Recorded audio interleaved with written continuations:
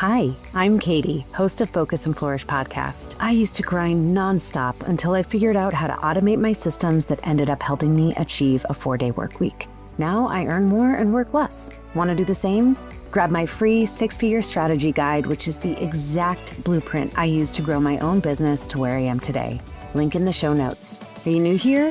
Tap subscribe to support the show and never miss an episode. Welcome to Focus and Flourish, the podcast where we talk about building a photography business that's profitable, sustainable, and aligned with the life you actually want.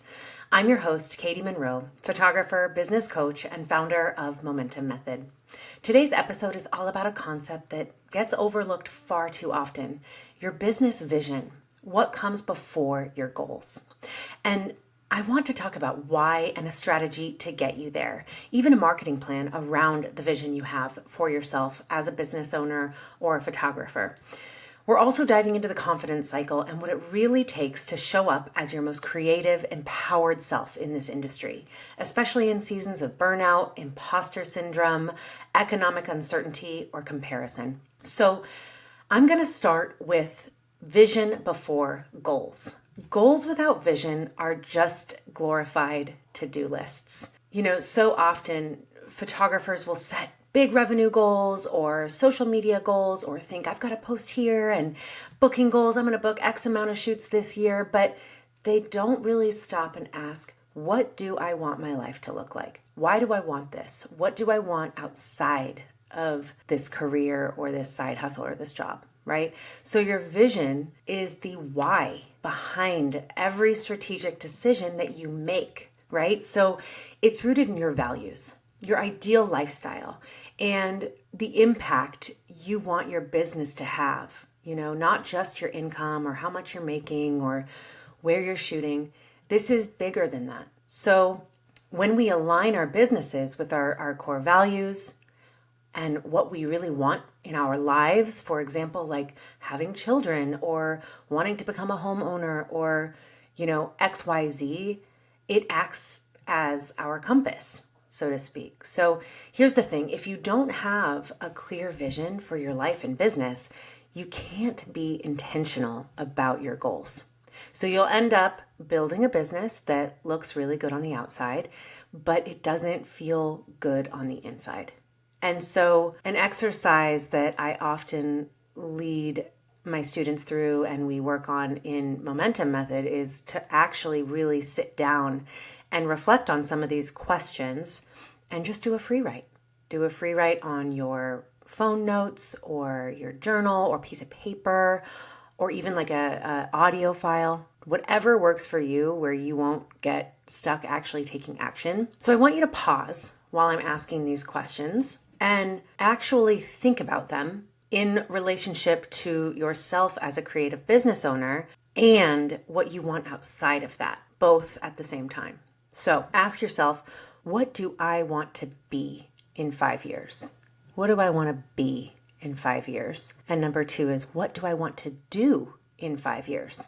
And they're different, right? And then the third one is, what do I want to have in 5 years? And so the B, do I want to be, this can go so many directions. Do I want to be married? Do I want to be on track to become, a top 10 luxury XYZ photographer? What do I want to do in 5 years? That is a big one. And this is one that really supported me about a decade ago. So what do I want to do, right?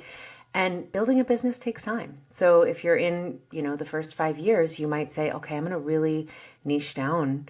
And in 5 years, I want to open another brand, or I want to start educating photographers and create, what do I want to do in 5 years? Or maybe that's a personal thing. I really want to be able to buy a house in 5 years, or I want to start thinking about having kids in 5 years, whatever that is. And then what do I want to have in 5 years? So that one is usually more personal. Do you want to start a family? Do you want to get married? Do you want to try to buy a house? Do you want to have a studio for your brand photography? Do you want to have a team? Do you want to still building an amazing associate team? So these are some questions that are going to force you to go a little bit deeper on what I'm actually talking about in this episode. So they're not small questions. They shape everything. And this is the very first exercise that we do in my program because I want to get people out of their sort of autopilot thought processes and into a little bit of a deeper state of thinking around business and lifestyle as one, because you can build a really lucrative money-making machine and still be unhappy and still not feel fulfilled in your life. So I did that, and that was a long time ago, but I learned a lot from it. So, once your vision is clear, and again, it doesn't have to be black and white or set in stone, but an idea, right? I want to take a sabbatical in 5 years and travel the world. I don't know. This can go so many directions, but once your vision is clear, the roadmap gets so much easier to follow, right? So I want to talk about how this kind of aligns with confidence, which is such a big topic in the photography industry and honestly, most service-based providers and just creatives in general. So let's talk about it. The kind of confidence that really gets you to feeling empowered, charging what you're worth, saying yes to opportunities that are right for you and no to ones that aren't, and showing up fully online without shrinking yourself or waiting until XYZ happens, So here's what I've learned after coaching photographers for almost a decade now. Confidence doesn't come first. Ironically, confidence doesn't come first. Structure does. And let me explain, because that might not click right away. So when we don't have a plan, right? When we don't have a vision, a plan, and we're just winging it, we start winging it by okay, I should post on Instagram, so I'm going to just throw something up at this red light. Okay, I did it. When we're just winging it like that, throwing spaghetti at the wall, kind of hoping something's going to stick in terms of branding or marketing, we start to second guess everything we're doing. It's unorganized. It's not from a grounded place. It's sometimes kind of frantic, like I should do this, not I want to do this. And so oftentimes, as business owners too, because this career path can be so isolating, we freeze, we start to compare ourselves, we spiral. And guess what gets shut down first when we enter into those states? Our creativity and oftentimes our ability to take clear action. So when we put systems in place, even simple ones like batching editing or having 2 hours a week to create all of your content for the week for social media, your blog, whatever platforms you use. When we block off time and say, okay, I'm going to be creative during this time, but I'm going to really do admin and clear my inbox during this time, that's called time blocking. We create momentum through intentionally structuring our business. And what ends up happening too is we're more efficient. We're not constantly multitasking. Oftentimes that is actually the biggest issue for small business owners, is not having a plan for their day and getting lost as things keep coming and going. Okay.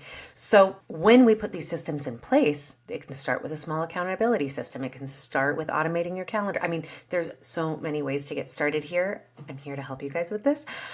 We begin to create momentum, and truthfully, it's momentum that begins to create confidence. So this is what I call the confidence cycle. Okay. So first and foremost, structure creates routine. So you have a structure, you're following it, and it creates some predictable routine in your life and in your business and in your output, how you're showing up online and for shoots and for your job, obviously. But really, so much of this is marketing and branding and these core pillars of, making sure you're getting seen by the right audience.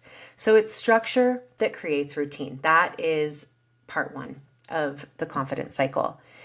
And what routine does is when we have predictable cycles, we begin to find momentum. Okay, I'm getting the hang of this. Oh wow, yeah, batching my content, recycling that blog post as a reel, and all of it starts building momentum. So it's 1, structure creates routine. 2, routine builds momentum. And when we are in a flow, that is when we start to build confidence. It's empowering. We, of course, all have imposter syndrome and thoughts, but when we have that momentum, we're less easily bogged down by negative thinking, comparing all of those pieces that bring us down. So momentum builds confidence. And ultimately, confidence is so important for all business owners, but really important for creatives and for photographers. Confidence fuels creativity. It fuels leadership. It fuels motivation, And so if you're feeling really stuck or unmotivated or insecure in your business right now, go back to your systems, right? Go back to your vision, work on those things. That's where the magic begins, because if you can just sit down, go a bit deeper, not the, I should be doing this, oh, I need to update my website. Go to the foundation of why you started and then where you want this to go.